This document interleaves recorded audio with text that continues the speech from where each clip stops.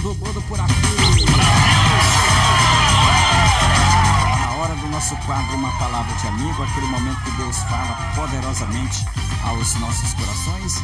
Vamos ao nosso quadro Uma Palavra de Amigo.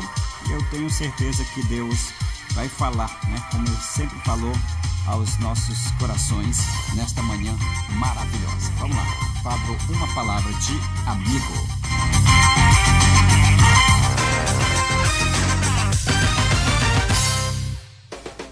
Agora, uma palavra de amigo.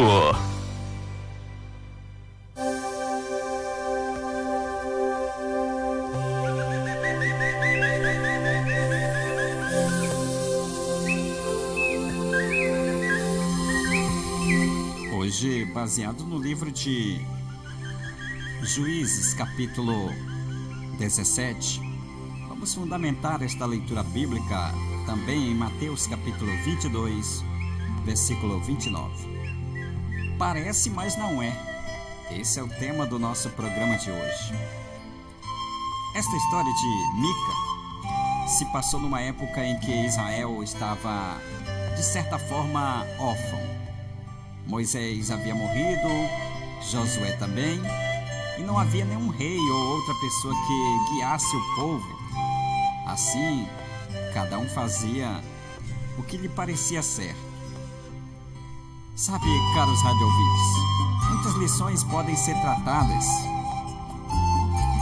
tiradas dessa história. Mas eu quero chamar a sua atenção para alguns pecados, isto é, atos que desagradam a Deus. O primeiro foi o pedido da mãe de Mica. Vocês lembram o pedido dela? Bota aqui nos comentários. O pedido para que ele fizesse um ídolo consagrado ao Senhor mais de um século antes, ao entregar os 10 mandamentos. Êxodo, capítulo 20, no versículo 4, Deus já havia proibido a confecção de imagens para adoração. Outra transgressão que eu quero destacar foi o fato de Mica ter feito de seu filho um sacerdote. Que autoridade ela tinha? E que autoridade ele tinha para ser sacerdote? Deus mesmo tinha definido que apenas os descendentes de Arão seriam sacerdotes. Está lá em Êxodo, capítulo 28, versículo 1. O que não se aplicava a Mica. Não era nem mesmo da tribo de Arão. Um tempo depois aparece um levita na casa de Mica, e este propõe ao rapaz que seja seu sacerdote por um pagamento anual de 120 gramas de prata.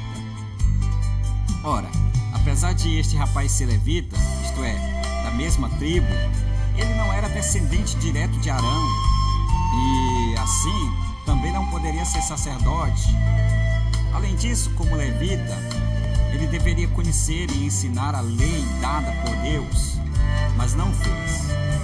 Mesmo que nenhum dos erros contidos nessa história tenha sido proposital, eles não deixaram de ser pecado aos olhos de Deus. E isso tudo aconteceu porque Mica não conhecia o que o Senhor havia ordenado. Será que, assim como Mica, você também não desobedece a Deus por não conhecer as instruções do Senhor? Talvez nem seja a sua intenção. Você apenas faz aquilo que lhe parece certo. Porém, diferentemente de Israel naquela época, hoje temos um guia. Deus nos deixou a Bíblia como manual. Agora não precisamos fazer o que apenas achamos ser certo, mas podemos fazer aquilo que de fato é correto. Conhecer bem a Bíblia é essencial para viver de fato como Deus deseja.